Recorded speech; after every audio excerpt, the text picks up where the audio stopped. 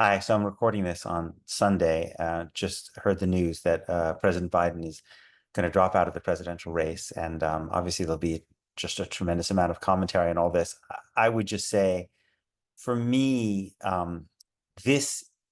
is the first thing that's happened in a while that kind of reminds me why, with all its flaws, the Democratic Party is still the party that I associate with. And it's because both of these parties faced a situation in which they were under pressure to deny basic reality.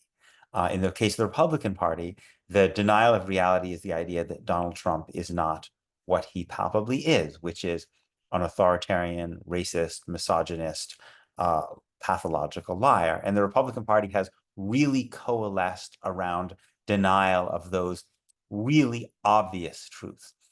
And the Democratic Party was headed down a path of doing something which was in some ways similar, which was that the leadership of the party was going to coalesce around the denial of the reality that Joe Biden is no longer fit to be a presidential candidate,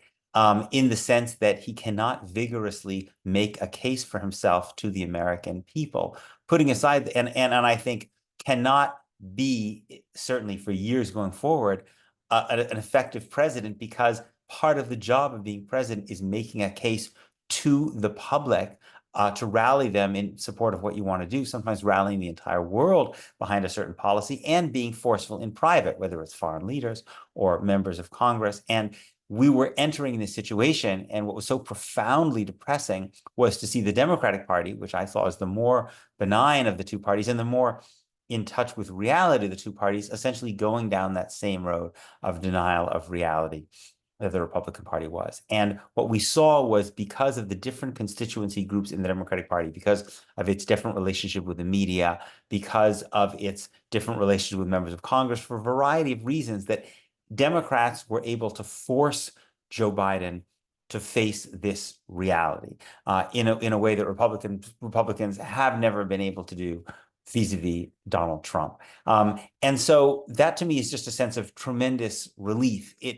Of course, there are very, very, very major concerns about Kamala Harris, assuming she was the nominee. Above all, for those of us who care about Israel and Palestine, the fact that she was still implicated in this administration's just horrific policy towards the Gaza war. But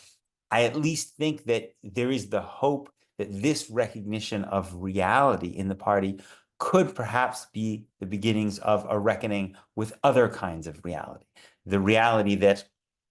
just as the party cannot continue to deny the reality of the fact that Joe Biden is no longer fit to be a presidential candidate and is not fit to serve as president for the next 4 years, that it will move towards, under pressure again from the party, from members of the party coalition, that it could move towards the recognition that that to claim that this war is just and necessary is a denial of reality as well. And so it shows that there is just some possibility that the Democratic Party can be moved to the place where it faces things as they actually are, as opposed to the Republican Party, which is living in a very, very dangerous fantasy about who Donald Trump is and indeed what America is. And so it's for that reason that I would say this is the first time that I have felt hopeful, about this presidential campaign in at least a month, probably more